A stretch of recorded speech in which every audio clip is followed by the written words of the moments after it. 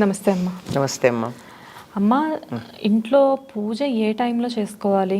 అంటే అది కూడా ఆడవాళ్ళు చేస్తే మంచిదా, మగవాళ్ళు చేస్తే మంచిదా, ఉదయం చేస్తే మంచిదా, సాయంత్రం చేస్తే మంచిదా? పూజ చేసుకునేటప్పుడు ఎన్నో డౌట్స్.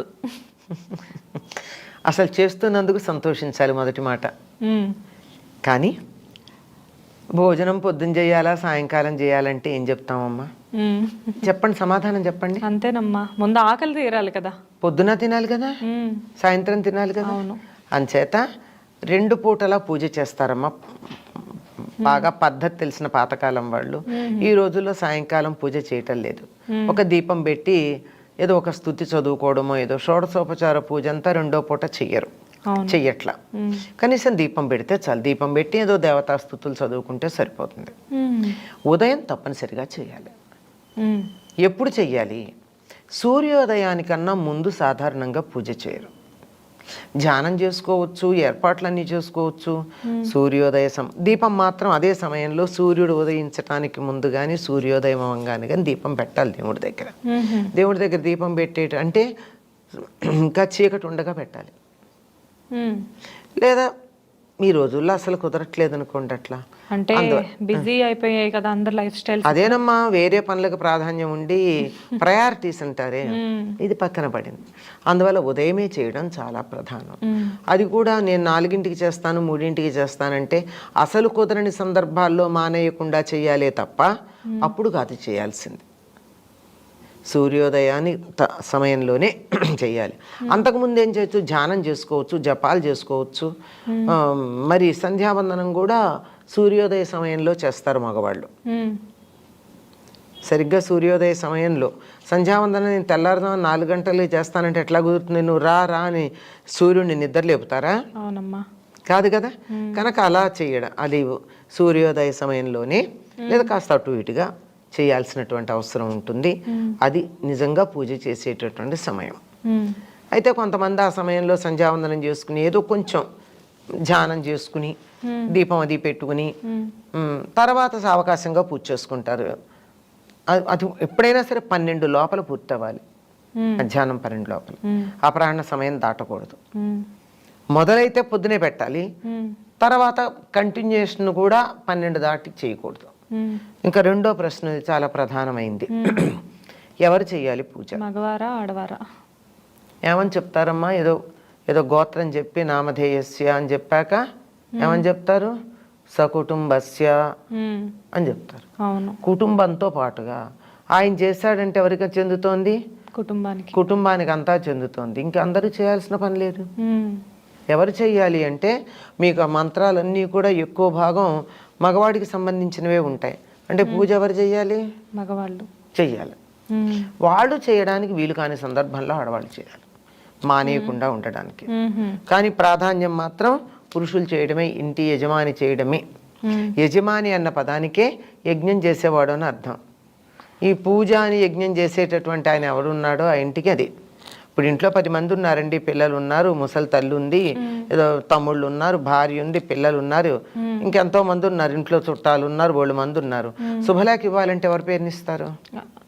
మా ఇంట్లో యజమాని పెద్ద అంటే మగవారు ఉన్నారో వాళ్ళ పేరు మీద ఇస్తారు.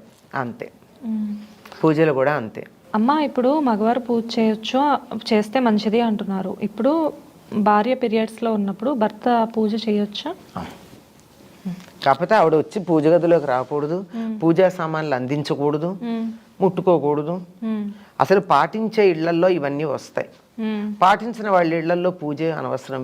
చేసినా ఒకటే, చేయకపోయినా ఒకటే. పాటించినప్పుడు పాటించని ఇళ్లల్లో పూజ చేయవలసిన పని లేదు. దండం పెట్టుకోండి దూరంగా, ఫోటో ఒకటి పెట్టుకుని ఎక్కడో అక్కడ దండం పెట్టుకుంటే అయిపోతుంది, అంతే చాలు. పూజ మగవారు చేయాలి అంటున్నారు. అసలు పూజ చేసే విధానం ఏంటమ్మా?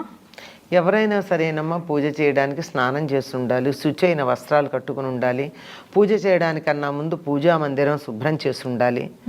ఆ పూజా మందిరం లేదా గదిలో ఒక గది పెట్టుకుంటున్నారు కదా కొంతమంది, సౌకర్యంగా ఉంటుందని, ఆ గది శుచిగా ఉండాలి. అంతకన్నా ముందు ఇంటి ముందు ముగ్గేసి ఉండాలి. పెరట్లో సింహద్వారం ముందు ముగ్గేయకుండా ఇంట్లో దీపం పెట్టకూడదు. ఇప్పుడంతా అపార్ట్మెంట్స్ కల్చర్ ఎక్కువ కదా. అపార్ట్మెంట్ ఈజీ కదమ్మా, మరీ బాగుంది. గుమ్మం దగ్గర ఒక్కసారి తడి పట్టతోనూ ఇలా అనేసి ముగ్గేసుకుంటే అయిపోయాయి. పూర్వంలాగా పెద్ద పెద్ద పెరళ్ళు ఉన్నాయా, తొడవాలి, కళ్ళాపు చల్లాలి, ముగ్గులు వేయాలన్నది లేదు కదా. అది ఒక రకంగా సుఖమే. ఎందులో ఉన్న సౌకర్యాన్ని దాన్ని అనుభవించటమే అంతే అమ్మా. అంతేగాని లేని దానికోసం కాదు. ముందర అక్కడ ముగ్గు వేసుకుని మిగిలిన ఇల్లంతా కాదు, ఎందుకంటే చిన్నపిల్లలు ఉంటారు, వాళ్ళు లేవరు, మనుషులు లేవకుండా చిమ్మకూడదు, ఇలాంటివన్నీ ఉంటే పడుకుని ఉండగా చిమ్మకూడదు ఉంటాయి కదా. కనీసం దేవుడి గది వరకు, దేవుడి గది వంటింట్లో కలిసి ఉంటే వంటిల్లు శుభ్రం చేసుకున్నాక నిర్మాల్యం తీసేయాలి. అంటే నిన్న పెట్టిన పూలు అవన్నీ తీసేయాలి. మనమేమి చెత్త ఉంచుకోం కదా, అట్లాగే దేవుడి దగ్గర కూడా ఉంచకూడదు. శుచిగా దేవుడు ఉండేటటువంటి ప్రాంతం, మందిరం కానీ లేదా గూడు కానీ ఏది ఉంటే అది దాన్ని శుచిగా చేసుకున్నాక దీపం పెట్టి అప్పుడు పూజ చేయాలి. అమ్మ, ఇంట్లో అందరూ పడుకున్నప్పుడు ఊడవకూడదు అలా సెంటిమెంట్ ఏమీ ఉండదు. జనరల్గా ఎవరు ఇంట్లో వాళ్ళు లేవకపోయినా కానీ దేవుడి గది వరకు శుభ్రం చేసుకొని పూజ చేసుకోవచ్చు అంతే అమ్మ. వాళ్ళు పడుకున్న గదిలో చిమ్మకూడదు. వాళ్ళు అంతేనమ్మా. అంచేత గదుల్లో పడుకుని ఉంటారు గనక పిల్లలు ఎవరో ఉంటారు ఇంకా అందరూ. అవునవును, ఈ రోజుల్లో ఎవరిని ఏమి అనే పరిస్థితులు కావు కదా. అంచేత ఇంతవరకే పరిమితం చేసుకుని సరిపోతుంది. మా ఇంట్లో తులసి మొక్కని పెంచుకోవడం మనం జనరల్గా అందరూ పెంచుకుంటూ ఉంటారు. అసలు తులసి మొక్క ఉన్నప్పుడు ఎటువంటి నియమాలు పాటించాలి? ఇంకొకటి, కొంతమంది తులసి మొక్క మాకు ఆనవాయితీ లేదు అంటారు, కొంతమంది తులసి మొక్క ఉండడం కూడా ఇష్టపడరు. ఇలా ఉంటుందా అమ్మ ఆనవాయితీ లేకపోవడం? నేను ఎప్పుడు వినలేదమ్మా తులసి మొక్క పెట్టుకోవడం మాకు ఆనవాయితీ లేదు అన్న మాట ఇవాళ మొదటిసారి వింటున్నాను. ఎందుకు అంటే తులసిని పూజించటం హిందువులు మాత్రమే చేసేటటువంటి పని అని చాలామంది అంటారు. హిందువులు కాని వాళ్ళు తులసి మొక్కని పెట్టుకోరు అని మనకి లెక్క. కానీ కాశ్మీర్లో అక్కడ ఉన్నటువంటి మహమ్మదీయులందరి ఇళ్లల్లోనూ తులసి మొక్క ఉంటుంది. కాశ్మీర్లో ముస్లిమ్స్ మొక్కకి మతం ఏమిటమ్మా? చినార్ మొక్క ఉంటుంది. చినార్ ఏమో అక్కడి నుంచి తెచ్చుకున్నది, గల్ఫ్ నుంచి తెచ్చుకున్నది ముస్లిమ్స్కి. చినార్ మొక్క ఉంటుంది, తులసి మొక్క ఉంటుంది. అంచేత తులసికి ఒక మతాన్ని ఆపాదించటం అన్నది, ఒక మందు వేసుకుంటే ఈ మందు ఈ మతం వాళ్ళే వేసుకోవాలి, ఈ మతం వాళ్ళు వేసుకోకూడదు అంటే ఎంత భయంకరమో ఇది అంతే. మొక్కలకు ఆనవాయితీ ఏం లేదమ్మా. కొన్ని పనికొచ్చే మొక్కలు, కొన్ని పెరట్లో ఉండకూడని మొక్కలు ఉంటాయి. ఆ ఉండకూడని మొక్కలనైతే మనం బయట పెట్టచ్చు, కానీ వీటిని కాదు కదా. తులసి మొక్కకైతే అలాంటి పట్టింపు ఏమీ లేదు. వీళ్ళు తులసిని పూజించటం ఇష్టం లేని వాళ్ళు అయ్యి ఉండొచ్చు ఎవరైనా, మీకు వద్దు అని చెప్పిన వాళ్ళు. అదొక కారణం అవుతుంది. తులసి కొన్ని పరిస్థితుల్లో బతకదు, అటువంటి శౌచాన్ని పాటించిన వాళ్ళన్నా అయ్యి ఉండాలి. ఇప్పుడు ఒకవేళ తులసి మొక్క మన ఇంట్లో ఉంటే ఎటువంటి ఆచారాలు పాటించాలమ్మా, నియమాలు? తులసి చాలా పవిత్రమైన మొక్క అని చెప్పడమే కాదమ్మా, అది ఔషధీయుక్తమైనటువంటి మెడిసినల్ వాల్యూ. చాలా వేరు దగ్గర నుంచి కాండము, ఆకులు, పూలతో సహా, వెన్ను పూలు రెండు. వెన్నంటే ఇలా పూలు రావడానికి ఇలా గుత్తిలాగా వస్తుంది కదా, పూల గుత్తి, అది దాంట్లో ఉండే చిన్న చిన్న పూలు, ఆఖరికి కంటి కనపడని చిన్న ఆవగింజల కన్నా సన్న గింజలు ఉంటాయి. ఆ గింజలు కూడా వాటికి ప్రత్యేకమైనటువంటి వైద్యంలో ప్రయోజనం ఉంది. అసలు తులసి గాలే చాలా మంచిది. తులసి దగ్గర నుంచి ఎప్పుడు ప్రాణవాయువే వస్తుంది తప్ప మిగిలిన చెట్ల నుంచి వచ్చినట్టు రాత్రిపూట కార్బన్ డైఆక్సైడ్ రాదు. ఆక్సిజన్, కార్బన్ డైఆక్సైడ్ అలా కాకుండా మొత్తానికి ఆక్సిజన్. మామూలుగా చెట్లు ఏంటంటే పగటిపూట ఆక్సిజన్ వదిలిపెడతాయి, రాత్రిపూట కార్బన్ డైఆక్సైడ్ వదిలిపెడతాయి. కానీ అట్లా కాదు, ఇది ఎప్పుడు కూడా నిరంతరం ఆక్సిజనే వదిలిపెడుతుంది కనుక చాలా బాగుంటుంది. అది కొద్ది ఘాటైన వాసన ఉంటుంది, అరోమా ఉంటుంది. అరోమా వల్ల అనేక రకాలైనటువంటి బ్యాక్టీరియా మొదలైనవన్నీ చనిపోతాయి. అంతేకాకుండా అది వస్తువుని పాడవకుండా చూడగలదు, డిజనరేషన్ ఉండదు. తులసి గురించి పరిశోధనలు ప్రారంభించిందే సుమారుగా కొన్ని దశాబ్దాల క్రితం ఒక సంఘటన ద్వారా. అమెరికా సంయుక్త రాష్ట్రాల్లో ఒక మనిషి హత్య చేయబడ్డాడు, శవం దొరకలేదు, వెతికారు. చాలా రోజులకు దొరికింది. దొరికిన శవం ఏమాత్రం పాడవల, డేట్ అయితే తెలుసు కానీ డికంపోజ్ అవల. ఎందుకు అవ్వలేదు అని వాళ్ళు పరిశోధన చేశారు. చేస్తే అక్కడ తులసి చెట్లే ఉన్నాయి, తులసి చెట్ల మధ్య పడింది. అంత పవర్ఫుల్, అంత శక్తి ఉంటుంది. అందుకే ప్రాణశక్తిని ఉజ్జీవింపజేసే లక్షణం తులసికుంది. అందుకే చివరి క్షణాన తులసి నీళ్లు పోస్తారు. ఎక్కడన్నా లోపల ఎక్కడో ఉన్న ప్రాణం అంతా ఒక్క చోట వచ్చి ఏమన్నా యాక్టివేట్ అవుతుందేమో అని తులసి నీళ్లు పోస్తారు.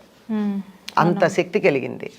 మరి అటువంటి చెట్టు ఉన్నప్పుడు ఏ నియమాలు పాటించాలి అంటే, ఆ చెట్టు ఎంత ఘాటైన వాసన శక్తి కలిగిందో అంత సున్నితమైంది, ఎక్కువ చలి తట్టుకోలేదు, అలాగే నెగిటివ్ వైబ్రేషన్స్ తట్టుకోలేదు.